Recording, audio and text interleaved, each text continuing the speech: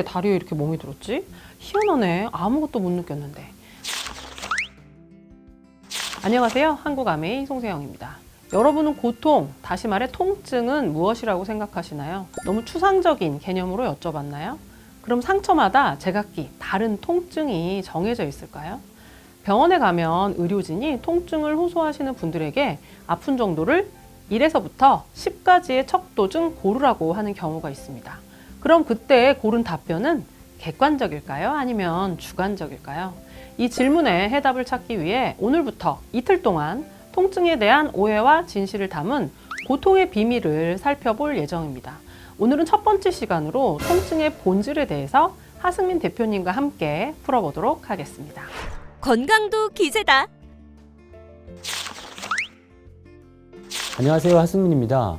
우선 결론적으로 말씀드리면 통증은 우리 몸이 위험을 감지하고 예측하는 방식입니다. 다시 말해서 세포나 조직의 손상에서 나타나는 감각이 아니고 뇌에서 생성되는 감각이라는 것이죠. 통증은 뇌에서 만드는 감각이다.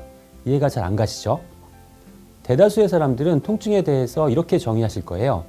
몸에 상처가 나서 피부 조직이 손상되면 신경이 뇌로 통증 신호를 보내고 그럼 뇌가 신호를 받는 즉시 우리가 통증을 느끼게 된다.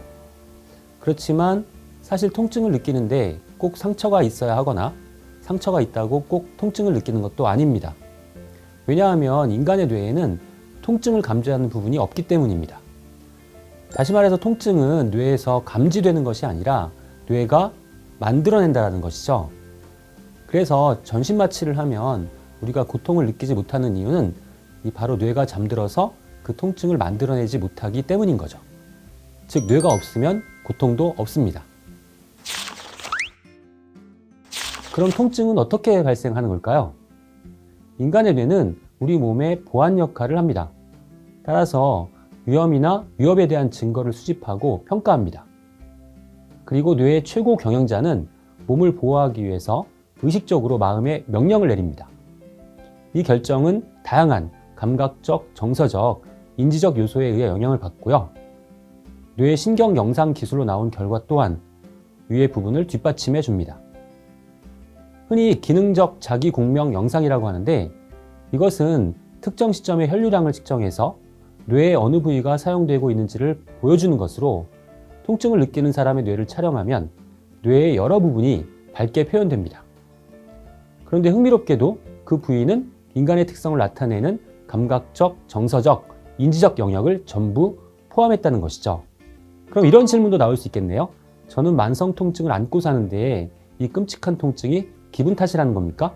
통증이 뇌에서 만들어진다고 하면 마음먹기에 따라 달라지나요? 전혀 사실이 아닙니다.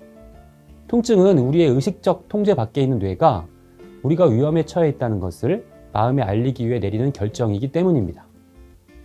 앞서 말씀드린 것과 같이 뇌는 우리 몸의 경호원으로 몸을 보호하는 역할에 충실합니다. 대부분의 만성 통증은 과거의 병력과 경험으로 비롯해서 시간이 지남에 따라 뇌가 과잉 반응을 보여서 통증을 일으키는 경우가 많습니다. 예를 들어 과거에 허리를 삐끗해서 고통을 겪다가 나아진 경우가 있다면 뇌는 소중한 척수를 보호한다는 의도로 같은 부위에 조금만 이상한 움직임이 느껴지면 위험한 상황이라고 판단을 해서 통증을 일으킬 때가 많습니다. 그렇다면 이 복잡 난해한 통증의 본질을 이해하는 것이 왜 중요할까요? 통증의 본질을 이해하면 불필요한 통증을 줄일 수 있고 통증 관리 방법도 개선할 수 있기 때문입니다. 또한 통증의 본질을 이해하면 인간의 사고와 감정, 의미를 더 잘 파악할 수 있는 등 인간의 본성과 존재에 대한 새로운 시각을 얻을 수 있기 때문입니다. 통증은 뇌가 만들어내는 감정이다. 그렇지만 통증은 우리 몸을 예방하는 경호원 역할을 하고 있고 우리가 겪었던 과거의 고통들이 종합적으로 표출되고 있는 감각이라는 점을 알게 되었습니다. 이제 본질을 어느 정도 알았으니 앞으로 나올 얘기들이 더욱 기대되네요. 탄탄한 건강으로 더 빛나는 내일을 만드는 리더의 건강습관 서재, 내일 또다시 찾아뵙겠습니다.